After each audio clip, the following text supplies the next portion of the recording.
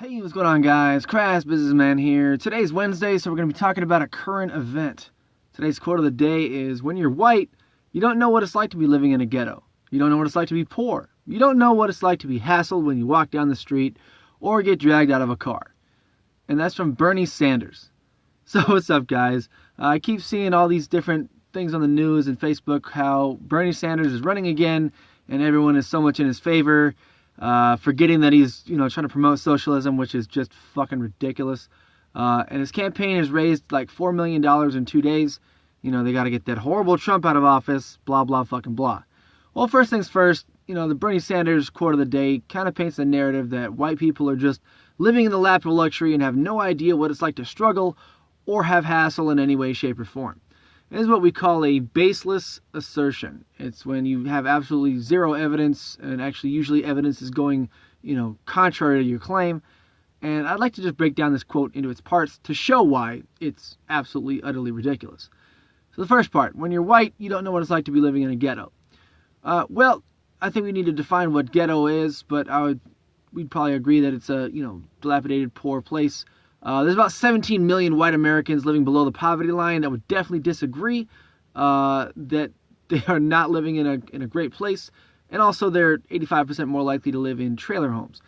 Now, the second part, you don't know what it's like to be hassled when you walk down the street.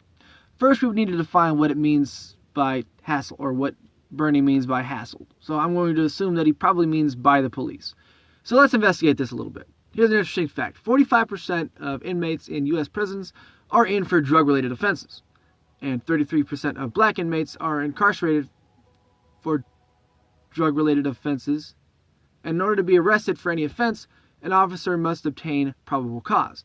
Now, probable cause generally refers to the requirement in criminal law that police have adequate reason to arrest someone, conduct a search, or seize property relating to an alleged crime.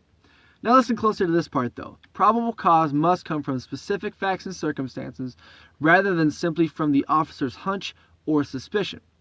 So in other words, you can't be arrested because a cop just doesn't like you or thinks you're a drug dealer. To be arrested for something related to drugs, you have to have drugs in your possession. So one of two things is happening here. Option one, not only is the vast majority of the police force racist, but they also have more drugs than drug dealers do in order to have enough to plant it on all the innocent people that they come across. Or option two, maybe these people are committing crimes? Maybe the people in prison are there for the result of committing crimes? I think we can reasonably conclude that it's far more likely that cops are probably arresting people that are committing crimes regardless of race. Race is not an issue. They're just, arresting the people that are committing the crimes. Also, if you're not doing anything illegal, you really have nothing to worry about. And if you're compliant with people, especially cops, they tend to leave you alone. What we don't seem to grasp is that cops have a job to do, maintain order and law. We often forget that cops are people too. And if you're being a defiant fucking dickbag towards someone, whether they're a cop or not, they're probably going to be a fucking dickbag right back to you.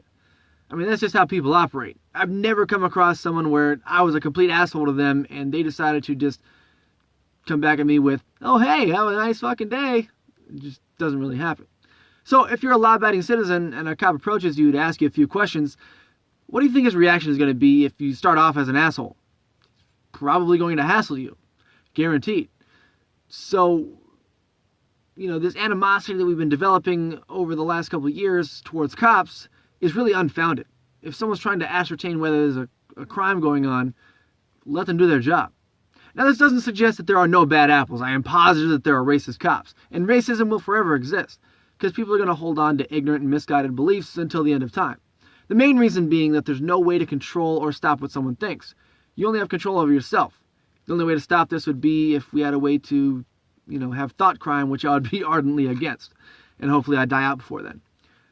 So when we see statistics that are showing blacks being arrested at 5 times the rate of whites, how do we stop it? It's simple. Stop committing crimes. But it does make you wonder, why is it so lopsided? Because biologically we're all the same. Whites are the same as blacks, Asians, everyone. We're all red on the inside or pink on the inside. We all have bones. We're all human. We all have the same potential and capacities. So what is it? Well, it's the elephant in the room that nobody wants to address out of fear of looking like a hateful bigot. But that's not really what it is. Here's the problem. It's certain aspects of the culture. This doesn't mean that there aren't any good things that come from American black culture. Opinions aside, the objective facts are that black culture has a tendency of promoting and advocating activities that are just detrimental and self-destructive. 66% of children in the black community are born to single-parent families. What's the cause? There's no system in place that prevents two people from having sex, so it can't be systemic racism. There's a large majority of people who just aren't taking responsibility for their actions. Also, a large portion of urban music promotes dealing drugs. The vast majority of rappers are black. So what are all these points adding up to? A self-destructive culture that's going to have self-destructive effects.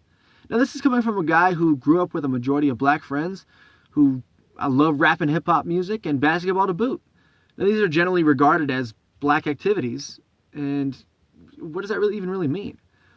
What I'm saying here is that your philosophies are going to supersede and determine your outcome. If you were raised to think that it's okay to sell drugs because you hear that you got to do what you got to do, then you're going to be living that life. You're going to be living in that way. So the best way to counteract bad philosophies is to start with accountability. Where you are in life right now is a direct result of all the action that you've taken thus far. You can change it whenever you want.